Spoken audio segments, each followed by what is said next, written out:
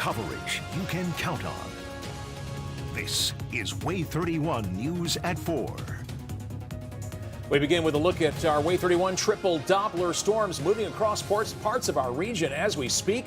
We are tracking how long they'll stick around, and even more expected over the next few days. Plus, one person in custody after a chase in Huntsville. The pursuit leaving a scene of damage behind. And what's next for student loans? The pandemic era pause on payments is set to end, this time with no extension in sight. Thanks for joining us for WAAY 31 News at 4. I'm Dan Schaefer. And I'm Marie Waxel. We're tracking some storms in North Alabama, the Tennessee Valley region right now. WAAY 31 Chief Meteorologist Taylor Canoose is in our Storm Tracker Weather Center. He's monitoring these current conditions and what to expect as we end the weekend. Look forward to the weekend.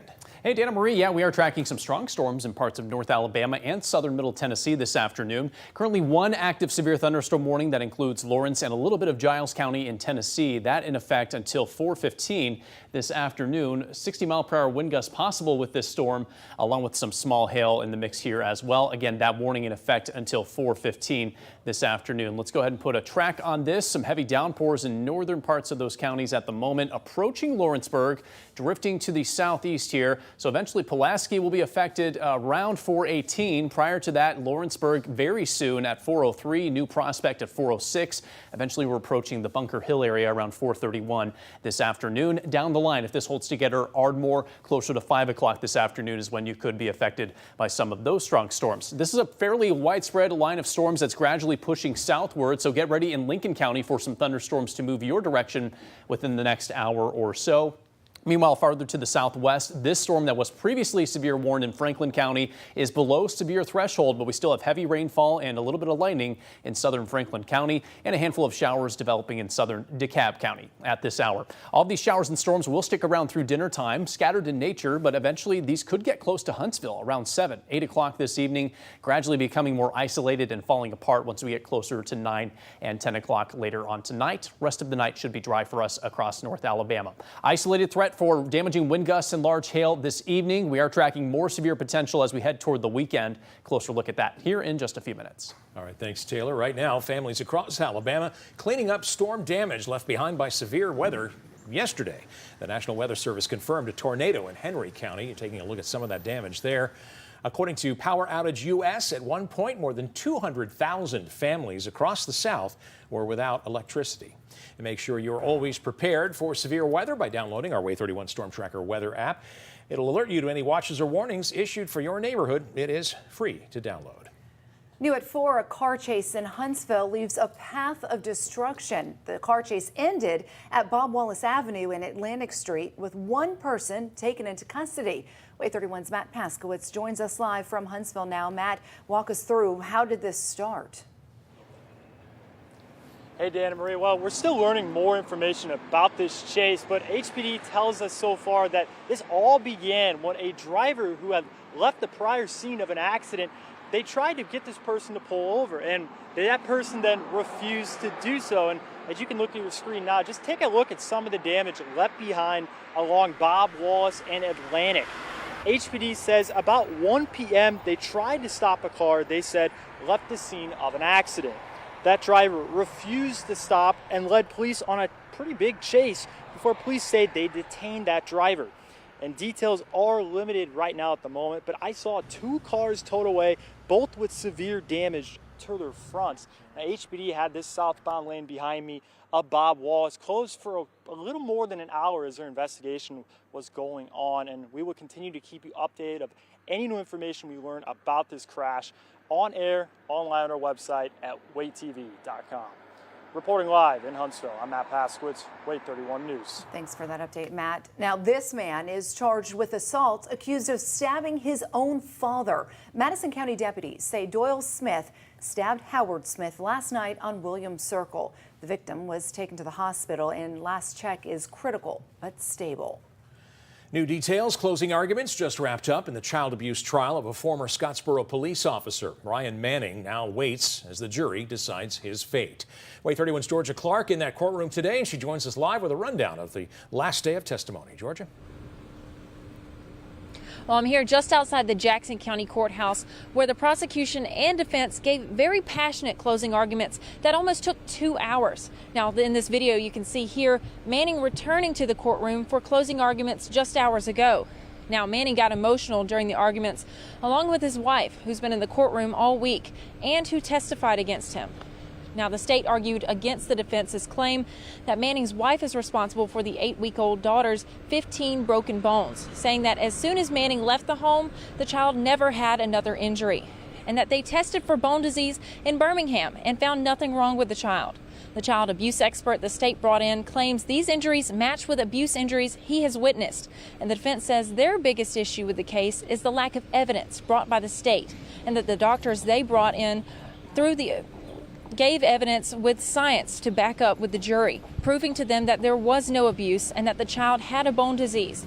The defense says the state has shattered a family with this case and is weaponizing the medical system. Now, the jury is deliberating right at this moment, and we will get you that verdict as soon as we get it here. Reporting live in Scottsboro, Georgia Clark, WAAY 31 News.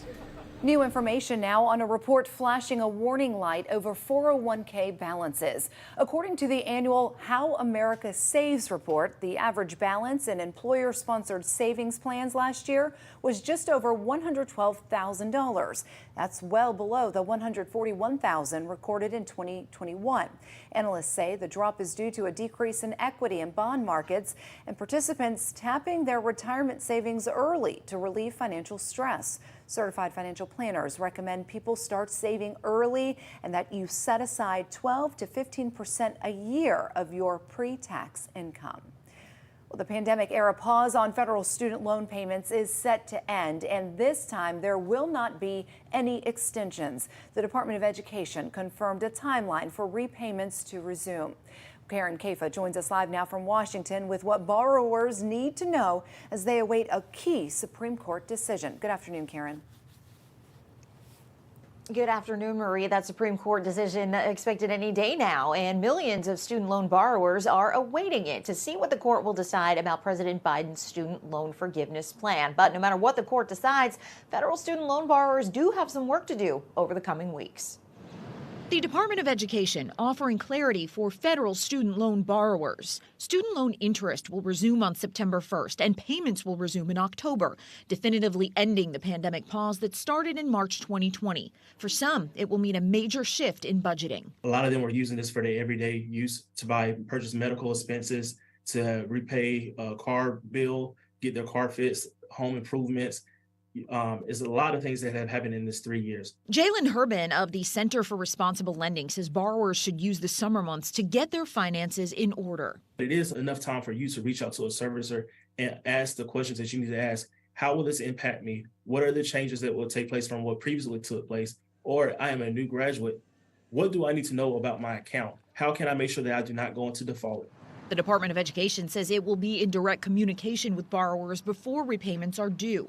Borrowers are also waiting to see if the Biden administration's student loan forgiveness program can legally move forward. 2 lawsuits accusing the Biden White House of overreach reached the Supreme Court. Their ruling is imminent. The Biden administration estimates more than 40 million low and middle income federal student loan borrowers would qualify for some debt cancellation. And no debt has been canceled yet, although 16 million eligible borrowers had their applications approved by the federal government last year. If the plan is struck down, it's possible that the Biden administration might make some changes and try again, but that could take several months. So it is important for borrowers to be in a position to get ready to pay back those loans. Marie? Well, Karen, after 3 years without making these payments, this could be a real struggle for some borrowers, and for borrowers who do have questions about restarting their payments and they're not quite sure which questions to ask. Where should they start?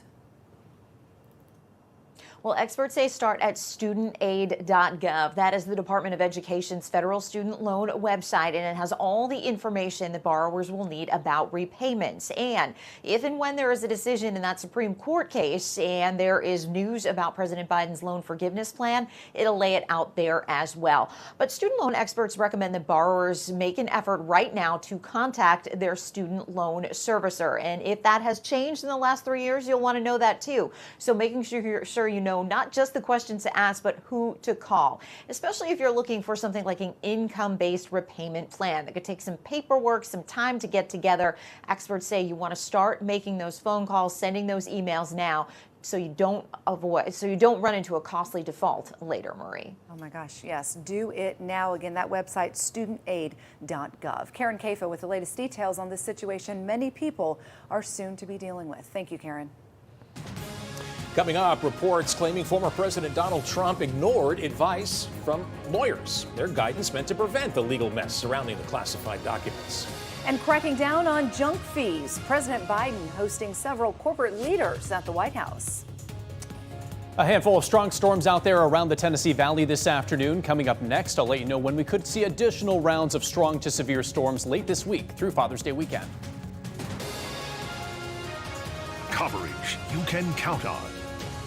This is WAAY 31 News at 4 with Dan Schaefer, Marie Waxel, and Chief Meteorologist Taylor Knust.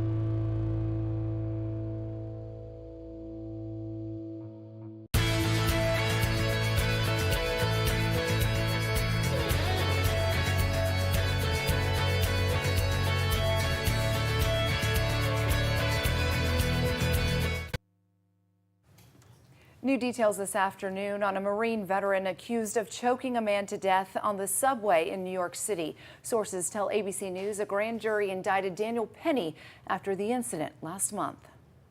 Marine veteran Daniel Penny has now been indicted by a Manhattan grand jury, according to law enforcement sources.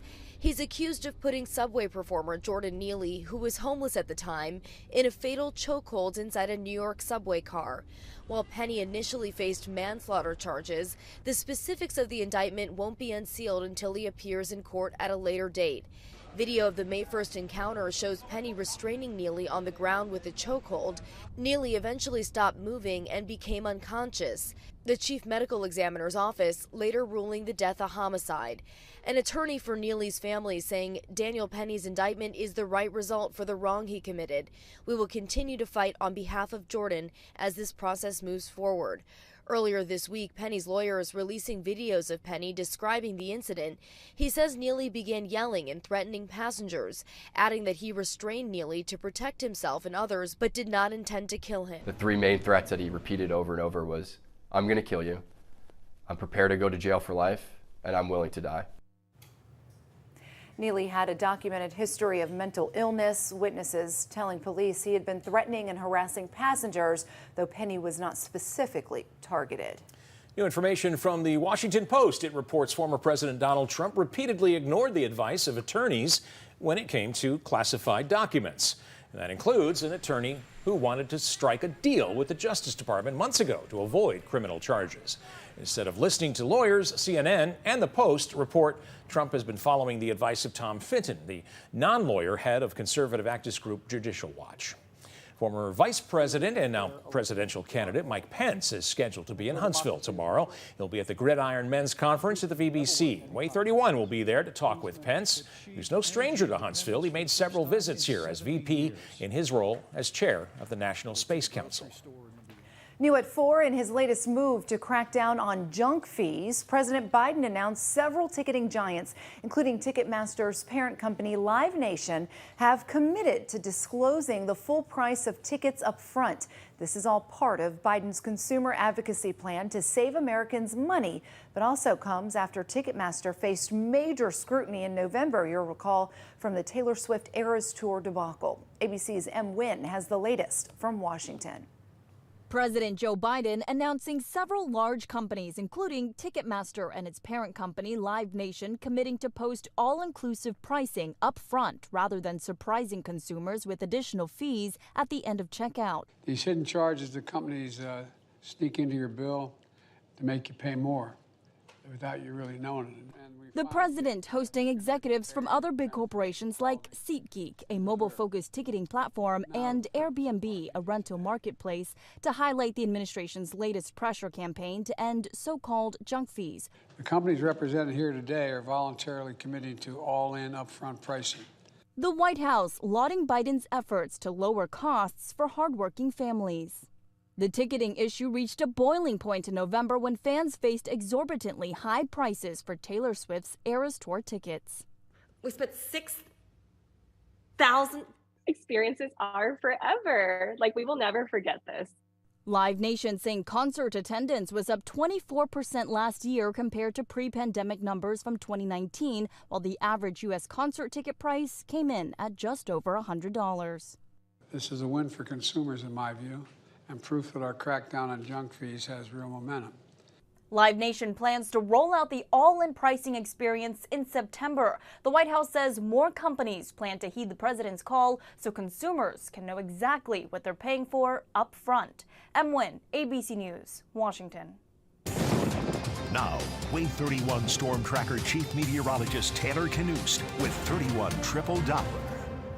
Got a few storms in the western part of our viewing area, but even stronger storms just to our north. That's right. You said the severe thunderstorm warning is gone. Just dropped, yep. Okay, but there's still some more stuff. Yeah, and there still is potential for them to re-strengthen to severe threshold, so damaging winds and large hail, as we typically see. And again, today will be our primary threats moving forward. So let's get right to 31 Triple Doppler and show you the strongest of the storms right now. This is in southern Middle Tennessee, stretching from Wayne County through Lawrence into Giles County. Again, the warning that was in effect here has been allowed to expire, but still some intense rainfall, including some reports of flooding in Lawrenceburg over the past 20 minutes, ongoing in those locations. So we continue to deal with some pretty intense storms here, plenty of lightning strikes with it as well. I'm going to put another track on this, and it is moving to the south-southeast at a pretty steady clip here.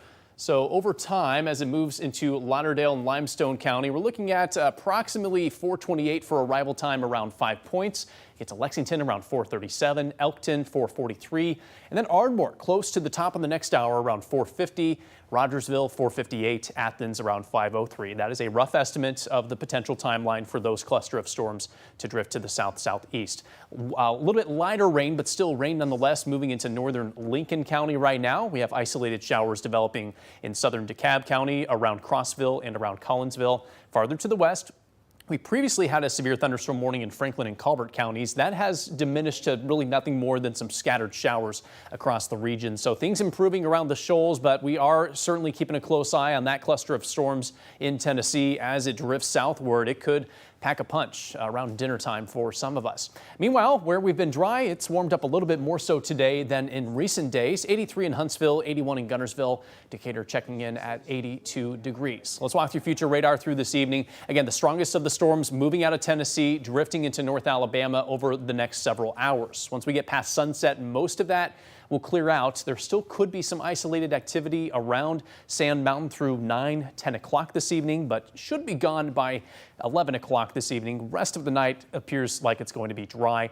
and should be dry as we head into Friday morning as well. We do have a level 1 risk for severe weather in place. As I mentioned, damaging wind and large hail are the primary concerns for the rest of the day today. Tomorrow's threat is dropping for us in North Alabama. We still do have a level 1 risk in parts of Franklin and Colbert counties, as well as a little bit of Coleman County. But I think most of the storms are going to stay farther to the southwest. And we are looking at primarily a dry day tomorrow. Future radar showing a handful of pop-up showers, maybe a weak storm or two late tomorrow afternoon. But I think a good portion of us are going to remain dry on Friday. And with that in mind, it's likely going to be quite a bit warmer on Friday with highs in the upper 80s to low 90s. 91 in Huntsville, 90 in Muscle Shoals, 89 tomorrow in Moulton. Saturday, even hotter, 93 in Huntsville and 91 in Decatur. If you don't get to the 90s, you're going to be awfully close. When we factor in the humidity, here's what it could feel like tomorrow afternoon. Many of us climbing to the low, potentially mid 90s.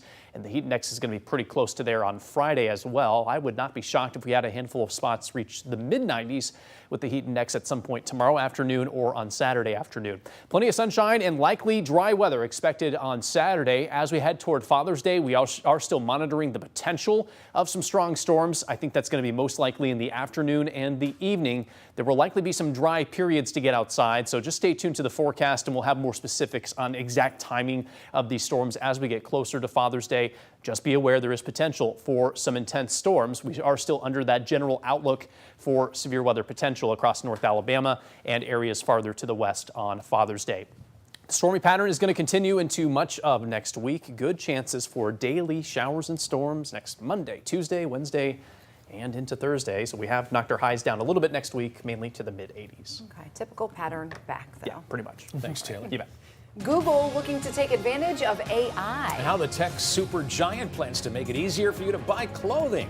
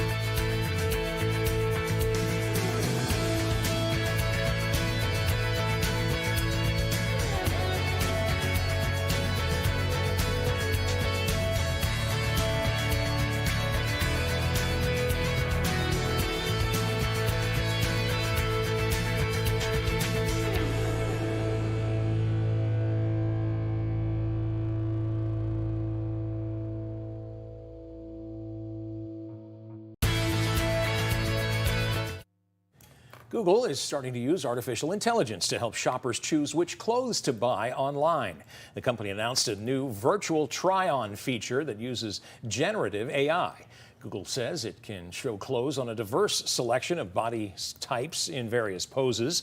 The new feature is designed to make it easier for online shoppers to get an idea of how clothing will look on them before they make a purchase. Late actress Carrie Fisher's last movie will be in theaters soon. Wonderwell will be out June 23rd, more than 7 years after she died in 2016 at the age of 60. Fisher wrapped filming on Wonderwell just weeks before her death. The director said the long delay in the film's release was due in part to her death as well as the pandemic. New severe thunderstorm warning just issued for parts of Lawrence and Giles County in southern Tennessee until 5 o'clock this afternoon. Quarter-size hail, 60-mile-per-hour wind possible. The latest on that storm and what's coming our way this evening after the break.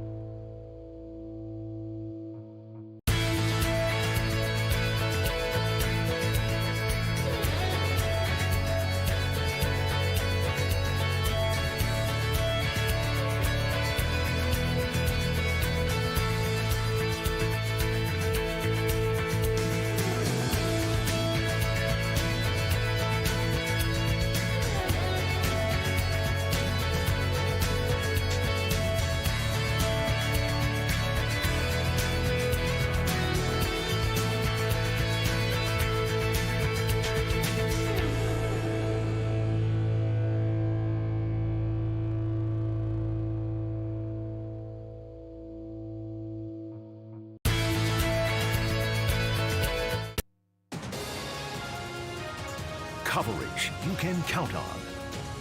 This is WAAY 31 News at 4:30.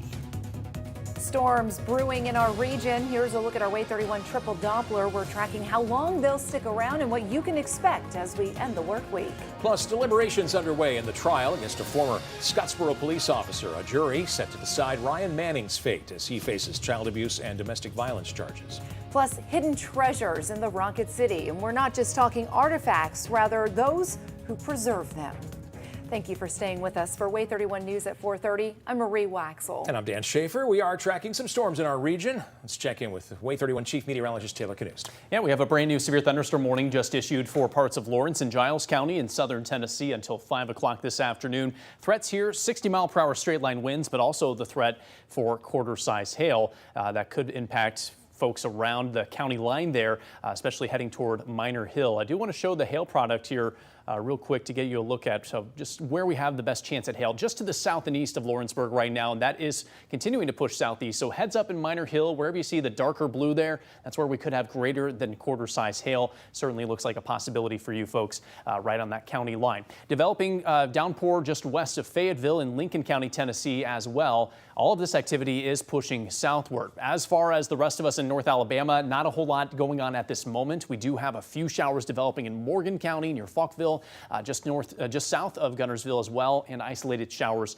in DeKalb County. Farther to the west, earlier we did have a strong storm in Franklin County that has weakened and pushed south into Marion County, so we have some passing showers in Franklin County at this point. As for the rest of us, we are dry for the time being. Our main concern is that cluster of storms in southern middle Tennessee. It is drifting south and eastward and will be heading into Limestone and Madison counties within the next hour or two, and it is projected on future radar to maintain its intensity. So in the next few hours, we'll have at least an isolated threat for damaging straight-line winds and some hail upwards of quarter size across the region. Later this evening, shortly after sunset, those storms start to wind down. By 10, 11 o'clock, we are pretty much done with the rain for the night tonight. Tomorrow, we get fewer rain showers and storms and more heat. Heat index numbers expected to climb to the 90s, and actually the temperatures are as well. A hot end to this upcoming week. I'll let you know when we have another chance at some strong storms in the region coming up in a few minutes. All right, thank you, Taylor. And make sure you're always prepared for whatever weather comes our way by downloading our WAAY 31 Storm Tracker weather app. Our app delivers weather alerts right to the palm of your hand. And best of all, it is free to download. Closing arguments wrapping up and jury deliberations now underway in the trial of a former Scottsboro police officer. That jury set to decide Ryan Manning's fate. He is charged with child abuse and domestic violence. We have a reporter at the Jackson County Courthouse monitoring this trial, and we'll bring you a verdict when it's reached. This man now charged with assault, accused of stabbing his own father. The Madison County Sheriff's Office says Doyle Smith stabbed Howard Smith last night on Williams Circle. The victim was taken to the hospital in critical but stable condition. Many workers on the front lines of the COVID pandemic experienced increased stress. Now, new research shows they may have even encountered increased workplace violence. ABC's Justin Finch explains. A project published in the American Journal of Preventive Medicine is the first of its kind to document the violence public health workers faced during the coronavirus pandemic. The findings reveal nearly 1 in 3 public health workers experienced at least one form of workplace violence, such as job threats, bullying, and harassment, or felt a stigma due to their work. Those with increased work hours and interaction with the public were linked to higher instances of workplace violence. And the more violence the workers experienced, the more their mental health was impacted. Workplace violence was associated with a 21% greater risk of depression or anxiety, 31% for PTSD, and 26% for suicidal thoughts. The researchers say future training, workplace support, and better communication after an incident could help mitigate violence. And if you're struggling with thoughts of suicide or an urgent mental health crisis, text or call the crisis line at 988. Free help is available 24 hours a day, 7 days a week. With this Medical Minute, I'm Justin Finch, ABC News. New information: consumers don't seem ready to slow their spending despite high interest rates and economic concerns. A Commerce Department report shows retail sales were up 0.3% last month. Refinitiv says economists had predicted a drop. The number includes physical stores, online retailers, and restaurants, with numbers adjusted for seasonality but not inflation.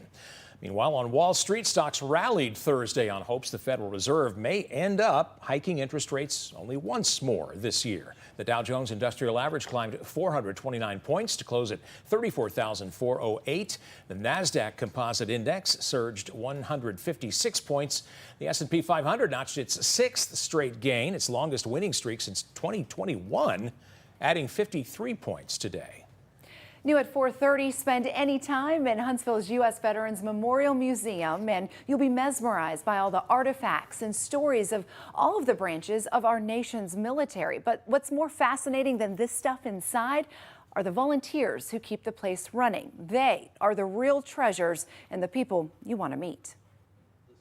There's not an inch of the 12,000 square foot facility Larry Bayer hasn't touched. He can tell you the story behind every display. After all, he is the director of exhibits. Larry Bayer can talk the talk because, you see, like most of the volunteers here, he walked the walk.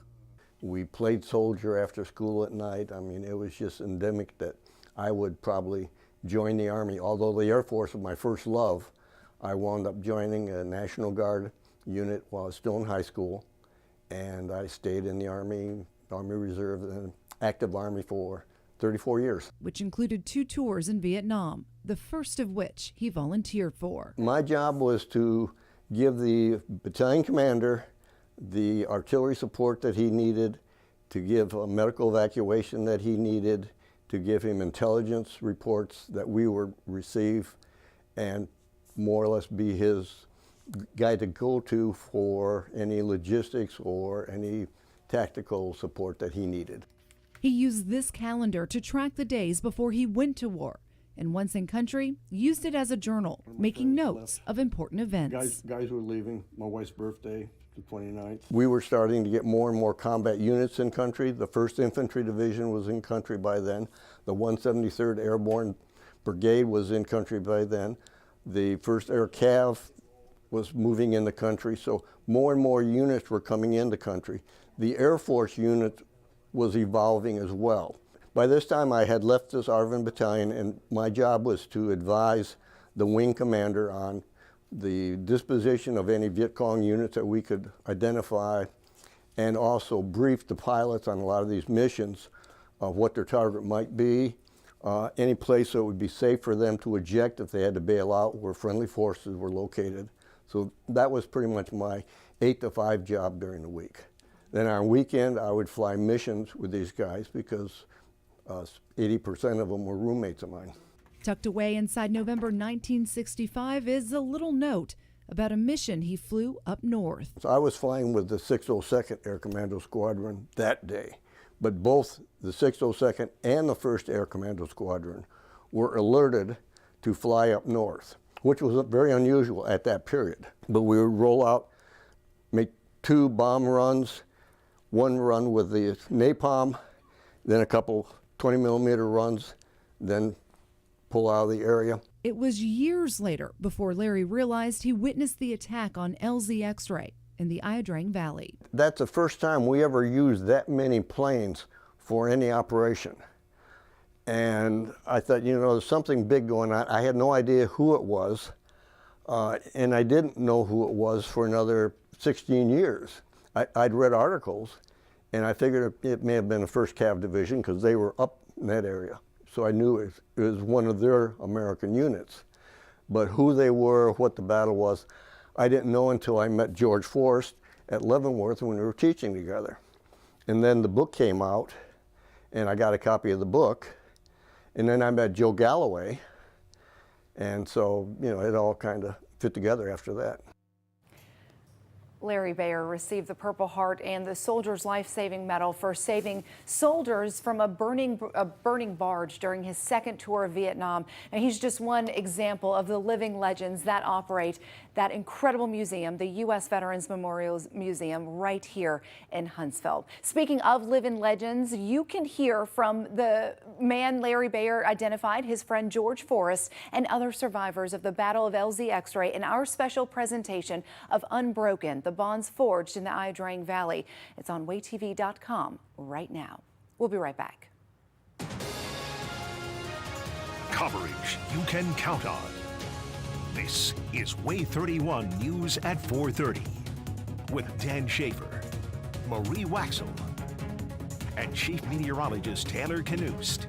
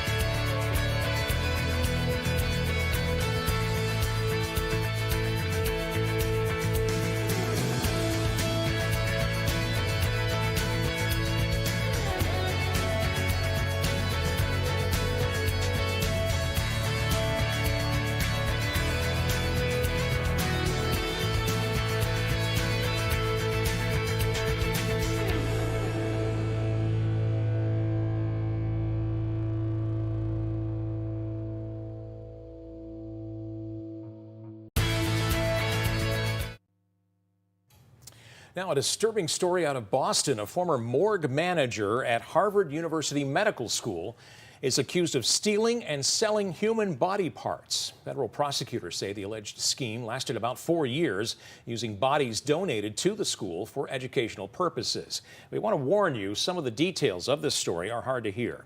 ABC's Rena Roy has more. Is it real? Yes, he was already passed away, but still. A gruesome discovery at Harvard University Medical School, where FBI agents say the former morgue manager, Cedric Lodge, stole and sold human body parts for years. Officials say the body of a New Hampshire sheriff's deputy who died in 2019 was part of the morbid scheme. Who could do something like that? What kind of person? No respect at all for the family. They need to pay. Investigators say from 2018 to 2022, Lodge stole heads, brains, skin, and bones from cadavers donated to the medical school for science. He then allegedly brought them to his New Hampshire home and, with his wife's help, sold them for thousands of dollars. Buyers identified in the federal indictment include Katrina McLean, owner of Cat's Creepy Creations, a Massachusetts store that advertises creations that shock the mind and shake the soul. Officials say she and others were allowed to enter the morgue and choose what they wanted to buy, some items selling for hundreds of dollars each. In one case, skin that was sold was allegedly made into leather. The family of that New Hampshire sheriff's deputy says his wife died earlier this year. Her body was also donated. Her daughters now want her body returned. And she's down there. And we want her back. Harvard Medical School leaders called the case morally reprehensible and an abhorrent betrayal, saying they're working to find all of the families affected and have set up a website and hotline for donors' families. Rena Roy, ABC News, New York. New information this afternoon. China's foreign ministry confirms a visit from America's top diplomat. U.S. Secretary of State Antony Blinken will be in Beijing this weekend. The State Department official says don't expect a long list of deliverables from the visit, but rather they will focus on harnessing a good line of communication. Meanwhile, the war overseas is raging on. Ukraine's moving forward with its counteroffensive. U.S. Secretary of Defense Lloyd Austin said the U.S. is proud to stand with Ukraine, providing training and equipment to help the country succeed on the battlefield. Well, severe weather continues to hammer the south. In fact, we have a severe thunderstorm warning in our region right now. Well, this after at least 10 reported tornadoes hit Texas, Alabama, and Georgia. Tonight, millions of Americans face extreme damaging wind, huge hail, and tornadoes from Florida to Kansas. ABC's Melissa Adon has more. Threatening weather persisting through the south as parts of Alabama and Florida face yet another tornado watch Thursday. This twister captured in Georgia is one of at least 10 reported tornadoes that barreled through Texas, Alabama, and Georgia. One man sharing how he survived a lightning strike. It actually throwed me back. It's just a miracle to me. The storms bringing high winds, thunderstorms, and hail. Massive hail falling in an Arkansas lake as severe weather moved through the state. In Mississippi, this home destroyed as winds of up to 82 miles per hour were reported. Thank God she wasn't in that room back there, because it's just demolished. Hazy smoke seen blanketing Minneapolis skyline as more smoke from wildfires burning in Canada drifts through parts of the country. Minneapolis seeing its worst air quality yesterday since 1980. That smoke now moving into Chicago and Indianapolis. In Texas, they are facing record heat and higher grid demand as triple-digit temps are expected in Dallas, San Antonio, and Houston by the weekend. Melissa Adon, ABC News, Los Angeles. As we mentioned earlier, we do have a severe thunderstorm warning in our region. Yeah, let's go ahead and let you track it on 31 Triple Doppler. Yeah, Middle Tennessee dealing with most of the strong storms right now, but they are heading in our direction to North Alabama and could pack a punch with damaging wind and large hail being our primary concern. We have one active severe thunderstorm warning. This is for primarily Giles County, but a little bit of eastern Lawrence County in Tennessee until 5 o'clock this afternoon. Damaging wind up to 60 miles per hour, hail size up to penny size, a possibility with this storm that's currently on the south side of Giles County as well as the south side of Lawrence County as well. I want to zoom out and show that we have intense rain stretching from Giles back toward parts of Wayne County. So this is pretty much the area that we're most concerned about at this hour as far as intensity is concerned. And we'll put another track on this, especially for the area that's heading toward Limestone County here pretty soon. It's moving to the south-southeast here, and we're looking at potential of communities like Rogersville, Athens being affected in the next 30 to 45 minutes. Lester, your time is coming up here very soon in the next 3 minutes at 4:50. Potential for some of that intense wind and rain to head your direction. Lexington 4:54 this afternoon. Elkmont 5:03, Mitchelltown 5:06, Rogersville 5:15 in the approximate arrival time for this cluster of storms, and then Athens close to 5:20 this afternoon is when you could see some of that intense rain and stormy weather head your direction. Farther to the south, we have some pop-up showers, no lightning yet in parts of northern Coleman and southern Morgan County near Eva, for example. This is not anything that's particularly severe at the moment, but we will keep an eye on those isolated showers. More of that stretching back into Winston and Marion counties at the moment. As for those of us from the Shoals to Decatur and Huntsville, within the next hour or two, there is a decent chance that that cluster of storms in Tennessee will drift south into those locations. So just be aware we could get some noisy storms here as we head toward dinner time. WAAY 31 Skycam network from Huntsville to Decatur and the Shoals over to Gunnersville, showing dry conditions, partly cloudy skies. And it is warmer today than it's been recently, with many of you in the low 80s. But notice it's dropped to 68 degrees in Lawrenceburg, where that cluster of storms has moved through over the past hour or so. Here's a look at future radar. Timing it out, it's drifting to the south-southeast. By 6 o'clock, it's going to get awfully close to Huntsville. Just a heads up for the metro. Could be looking at some noisy storms around that time. Continues to push towards Sand Mountain around 7, 8 o'clock this evening. After sunset, those start to wane pretty quickly. By 10 o'clock, most of it is out of here. The rest of the night will likely be dry. A warm and muggy night ahead with forecast lows in the mid to upper 60s. Certainly could have some fog out there late tonight, just like we had earlier this morning. And then a hot afternoon coming our way on Friday. 91 the forecast high. The main reason for that warm up is the fact that our rain chances are lower tomorrow, a 20% chance at a stray shower or two in your location. But a lot of us are going to get a lot of sunshine, and that will help us warm up. Future radar for Friday showing pretty quiet conditions, just a chance at a handful of showers and storms late tomorrow afternoon through early tomorrow evening. If you have any plans outside tomorrow, you're probably going to be in pretty good shape. As for the weekend, Saturday continuing to trend dry. In fact, I would say it is likely that we will be dry across North Alabama on Saturday. Sunday's going to be a different story, though, for Father's Day. Decent chance at storms, some of which could be severe across the region, especially in the afternoon and the evening. That looks to be our best chance at strong storms. Here's just a snapshot of what Father's Day could look like in North Alabama. High temperatures in the mid to upper 80s and increasing chances for storms as we roll through the day. Additional shower and storm chances coming our way for much of next week. A wet pattern settling in for us. High temperatures will stay steady in the mid 80s for that time period as well. Real quick, hey, look at that. Want to give a shout out to the kiddos I visited at Freedom School this afternoon in Huntsville. Really great time. Discussed severe weather safety right on cue for today. They had a lot of questions about severe weather. So, yeah, we had a great time today. Yeah, you see all their smiles? Yeah. They looked like they really enjoyed really that visit. Really fun group. Yeah. Bring them in here next time. Yes. Okay, we'll do. Father's Day is this weekend, and time is running out to buy Dad a gift. Now, on the other side of the break, some ideas to celebrate without breaking the bank.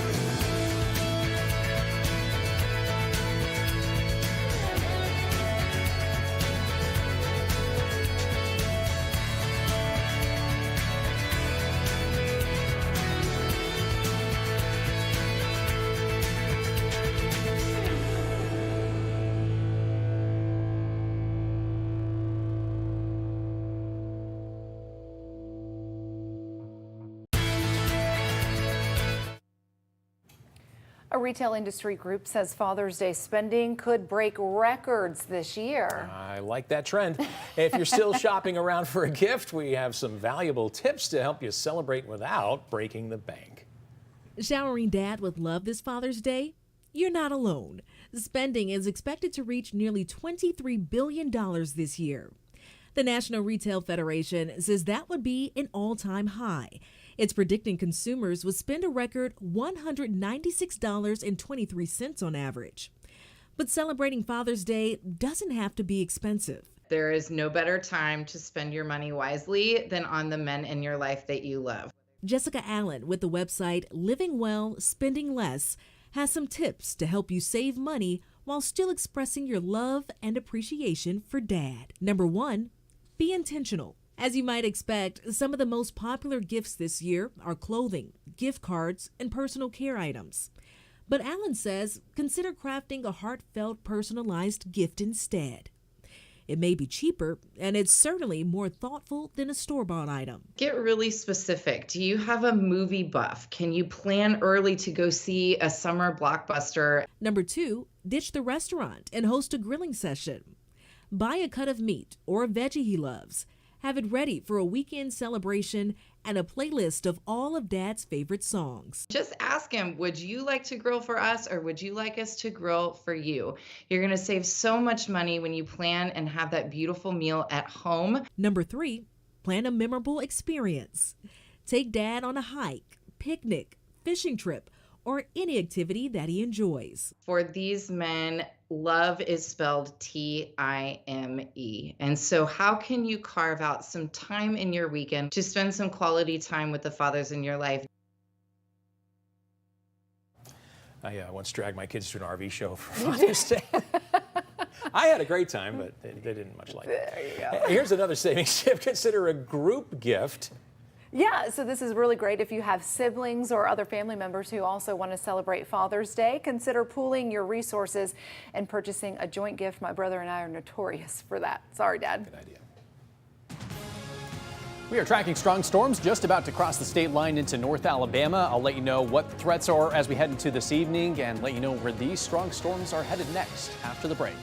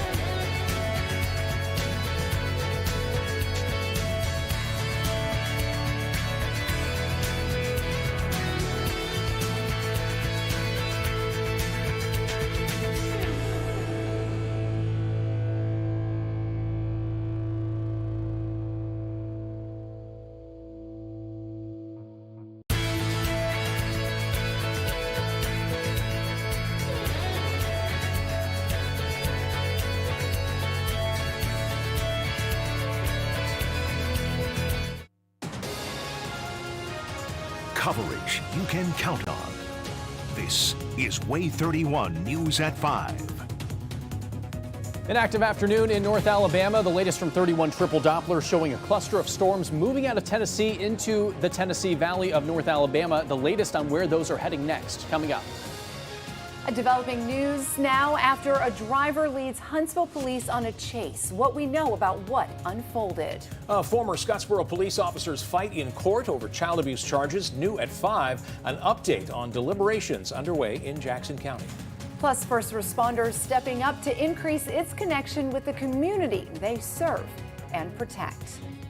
Well, our top story at 5 now, tracking storms that can produce heavy rain and lots of lightning. Good evening. I'm Marie Waxel. And I'm Dan Schaefer. We are seeing several pop-up storms this afternoon. WAAY 31 Chief Meteorologist Taylor Knust joins us live now with an update from our Triple Doppler radar network. Yeah, that's right. We are monitoring some strong storms. None of them are currently severe, but we are starting to see these track into North Alabama. This is the Tennessee-Alabama state line right here. Here's Giles County. Here's Limestone County. Heavy downpours about to approach Elkmont, so get ready there. At least some heavy rain, perhaps some small hail as well. And this stretches back into southern Lawrence County as well, and even parts of southern Wayne County. This section of storms moving into northern Lauderdale County very soon. So this is all tracking to the south-southeast. We'll put a track on this and let you know where these are headed next. And we are anticipating this will be panning to Limestone County as well as farther to the southeast, eventually clipping parts of Madison County here over the next hour or so. Athens around 5:30 is when you can expect some heavy downpours,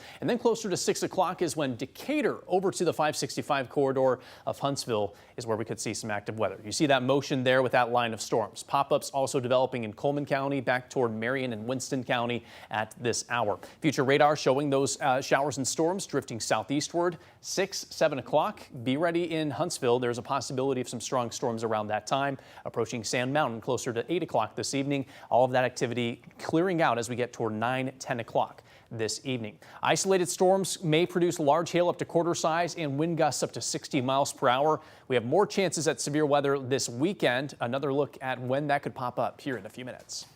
Stay weather aware when anytime storms threaten, and you can do that with our WAAY 31 Storm Tracker weather app. Our app gives you live weather updates plus access to the WAAY 31 Triple Doppler radar system. Best of all, it is free to download.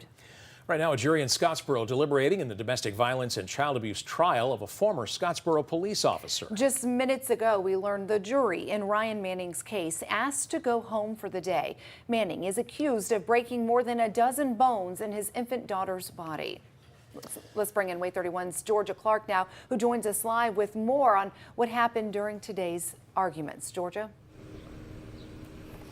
Well, one thing that the prosecution pushed is that actions speak louder than words. And one action they think speaks volumes is the fact that as soon as DHR put a safety plan on the family, Manning moved in with his parents. Now, the safety plan deemed that the child's parents could not be unsupervised with their daughter.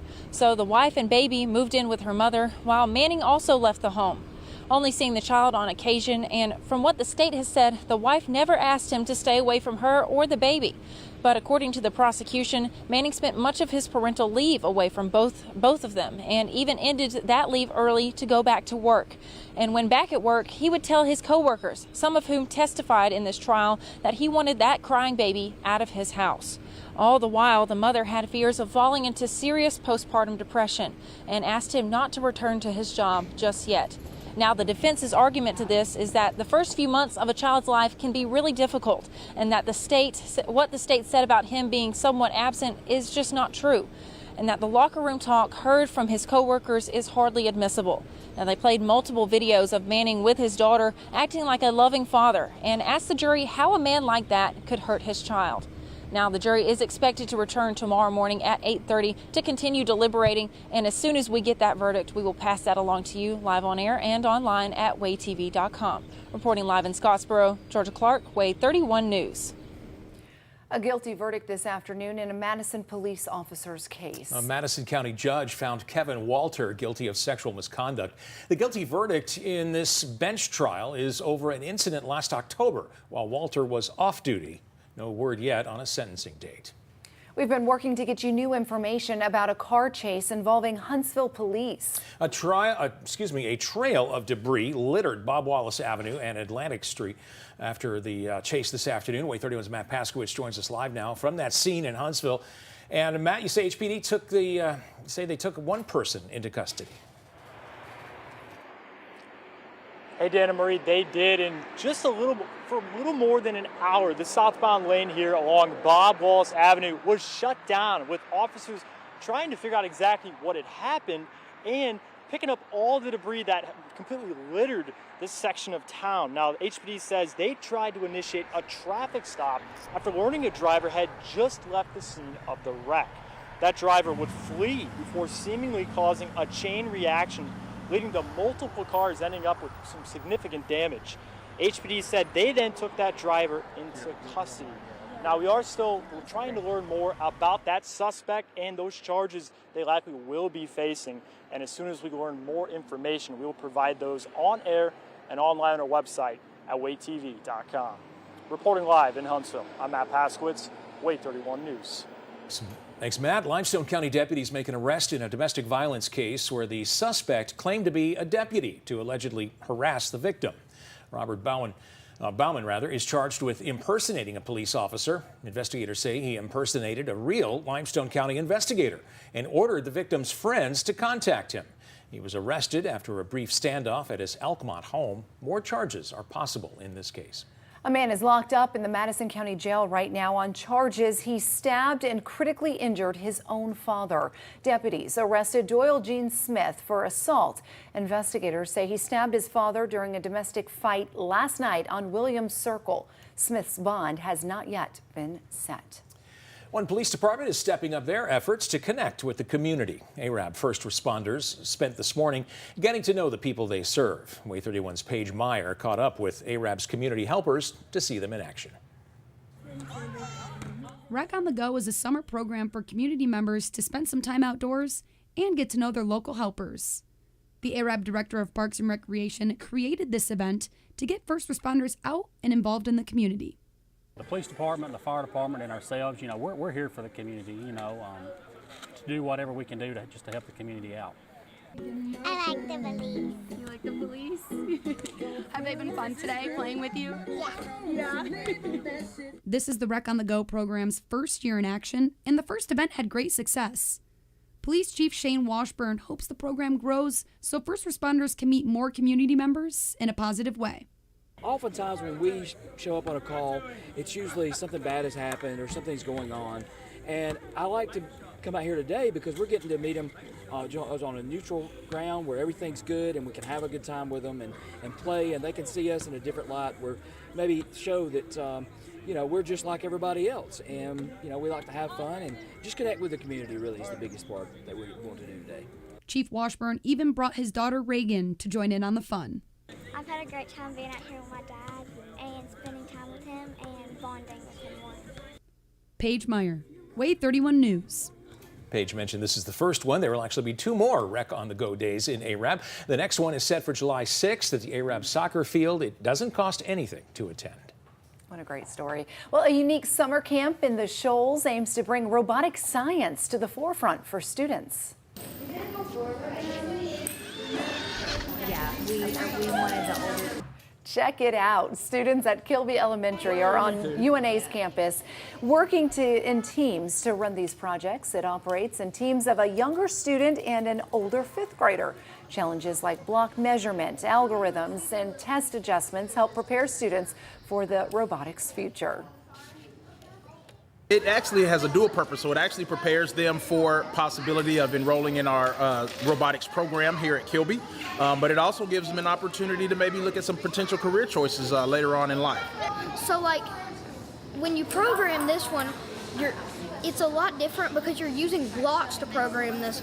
On the old one, you had to connect wires to program to make it do stuff. Wow. This one, it's by a click of an iPad you're doing. Yeah. See their little t-shirts? They get those t-shirts. I bet you he knows a whole lot more than I do about that stuff. The STEM camp goes for 8 weeks this summer. The robotics camp wraps up later this week.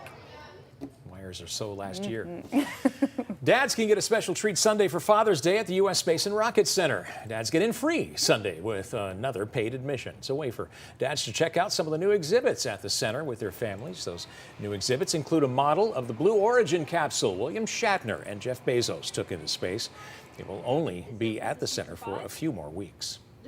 2 NASA astronauts had stunning views of Earth today as they upgraded the power system at the International Space Station. Steve Bowen and Woody Hoberg conducted the last of 2 planned spacewalks to install these rollout solar arrays. Those arrays will increase the space station's power production by 30%. This spacewalk is the 10th one for Bowen. He now shares the record for most spacewalks conducted by an American. Extreme weather to our south. Still ahead, the update on tornadoes that made a mess of homes and businesses. Plus, big changes coming to the way you buy concert tickets, when you can see changes to some of those fees you pay to get the tickets. I'm WAAY 31 anchor Nikel Williams. A little girl is in the battle of her life against cancer. How a movie theater here in North Alabama is stepping up and raising money to help her win the fight. That's tonight on WAAY 31 News at 6. Coverage you can count on. This is WAAY 31 News at 5 with Dan Schaefer, Marie Waxel, and Chief Meteorologist Taylor Knust.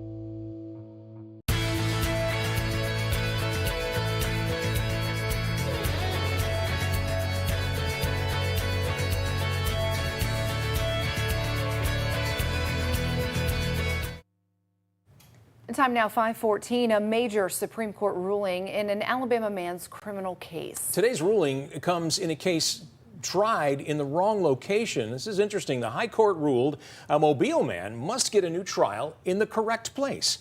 It comes after he was convicted at trial in Florida. But Timothy Smith is a computer scientist and fisherman who stole a company's data on prime fishing spots. He then posted that info on those Gulf fishing holes on social media. In its ruling, the High Court doesn't quite side with him since he wants an acquittal with no chance for a retrial. But he now has another chance to make his case with the trial being moved to Alabama, where he says the alleged crime was committed. This case may play a role in former President Trump's criminal case. He faces charges in South Florida after a grand jury in Washington heard evidence about his handling of classified documents. The ruling suggests he might not get off the hook with the argument that the indictment was in the wrong location. Price transparency, that's what some companies are promising to deliver after voluntarily agreeing to disclose all ticket fees on websites before you get to the checkout page. The effort is part of the Biden administration's push to provide consumers with more information up front about the fees they're paying and to eliminate excessive fees across a range of industries. Gloria Pazamino explains. No more surprises at checkout. Entertainment giants Live Nation and Ticketmaster pledging to give U.S. consumers the ability to see the full price of their tickets up front, so you'll know what you're paying for before you get to the checkout page. This is an important start, getting everyone at the table and getting their commitment to provide a better marketplace for consumers, which today is rigged against consumers, is critical. Representatives for major companies, including Live Nation, SeatGeek, Airbnb, TickPick, and others, gathering at the White House Thursday. The announcement marking Biden's latest effort to address economic issues that are top of mind for voters heading into the 2024 election. This is a win for consumers, in my view, and proof that our crackdown on junk fees has real momentum. The entertainment industry has been under a microscope in recent months, following scenes like this. God, please. There are those who are in the business of grabbing up all the tickets at face value and sending them to a secondary market where there's multiple costs added. That's what happened in the Taylor Swift situation. While Thursday's announcement may ease the shock factor at the end of your ticket purchase, consumer advocates say the public won't be protected until companies are faced with new laws. The problem is you can disclose everything, all the fees and all the costs, and still take consumers to the Gloria Pasmino, WAAY 31 News. Updating severe weather now that hits South Alabama. Several families there cleaning up after tornadoes ripped through the Wiregrass region of the state. People whipped out their phones to record one huge twister near the city of Abbeville in Henry County. The National Weather Service plans to survey the area once the weather settles in that part of the state.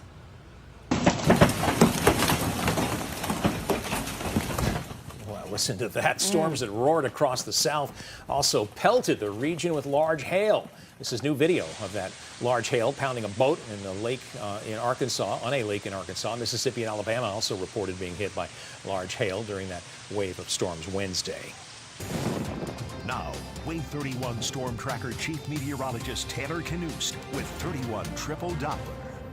Taylor mentioned that hail yesterday, parts of Franklin County. Yeah, we had a hail report bigger than baseball size in Franklin County yesterday morning, which is odd, but yeah, it was intense for sure. Some big damage. Yeah, and let's not ignore these dark, angry-looking skies behind us, too. That's what we see over our area. Got some nasty storms coming our way right now that we're paying attention to. None of them are severe warned at this moment, but that is a possibility that we have a couple severe thunderstorm warnings moving into this evening. Let's get right to 31 Triple Doppler. The strongest of the storms is currently in northern Limestone County, where at the very least we have torrential downpours moving into Elkmont right now and other northern parts of Limestone County, dealing with a lot of lightning with this system as well. Again, all of this is moving to the south-southeast here. I do want to pop up our hail tracker and show you where we have potential for some pretty big hail in this storm here.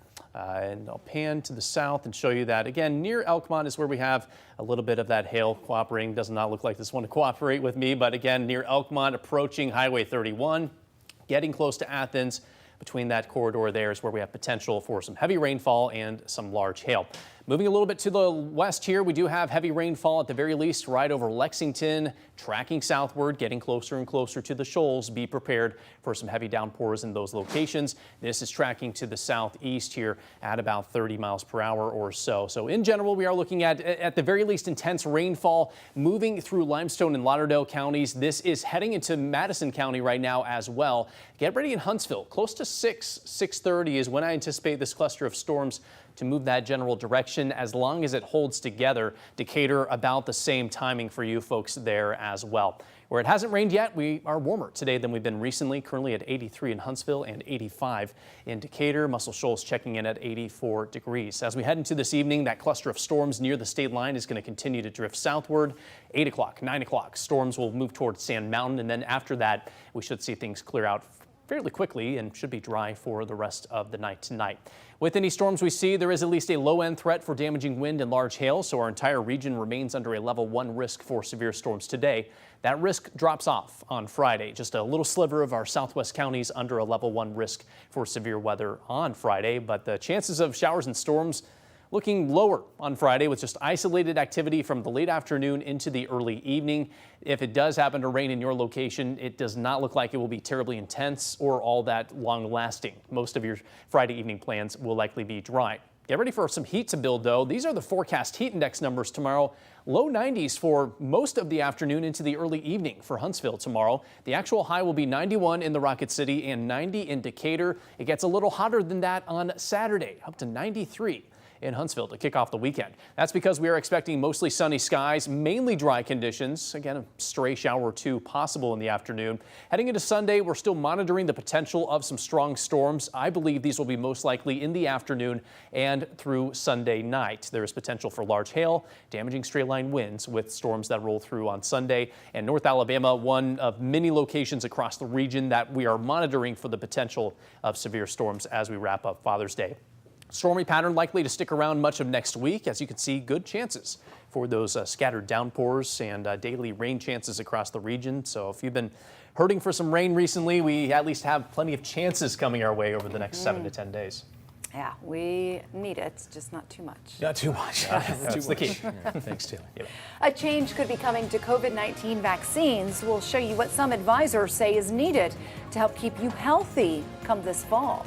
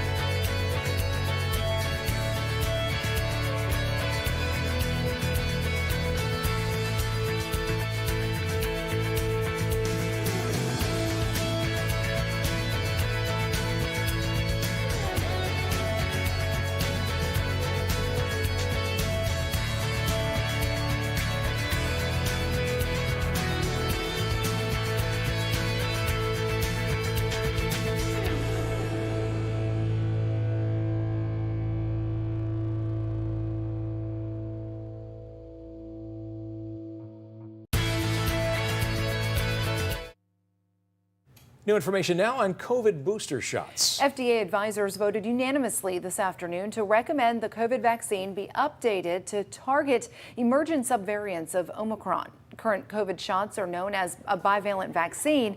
They're tailored to target both the original coronavirus strain as well as Omicron subvariants. The recommended changes are in anticipation of a possible uptick in cases this fall. The FDA is not bound to follow today's recommendation. Now, there are signs we may be headed to a nasty flu season later this year. Those concerns are based on what's happening right now in the southern hemisphere. Australian officials say cases there shot up sharply in early May. Scientists in the U.S. typically look to Australia as they anticipate just how bad the flu season will be for our fall and winter months. An update now on Pope Francis as he recovers from surgery. Could be released from the hospital as soon as tomorrow. This is one of the first pictures of the Pope during his recovery from abdominal surgery. He has spent the last day or so visiting the children's cancer ward. And we're still tracking. Grab the rain gear if you're walking the dog or going out to dinner. Yep, be aware that we have some strong storms moving across the Tennessee Valley. One final check of 31 triple Doppler showing the main cluster of storms in Lauderdale and Limestone counties, but could quickly head into Madison County over the next hour or so. All right. WAAY 31 gives you 24/7 coverage you can count on. Local news, breaking news, and severe weather. Watch WAAY 31 on all of our streaming platforms and download our only weather app with 3 live Doppler radars. World News Tonight is next.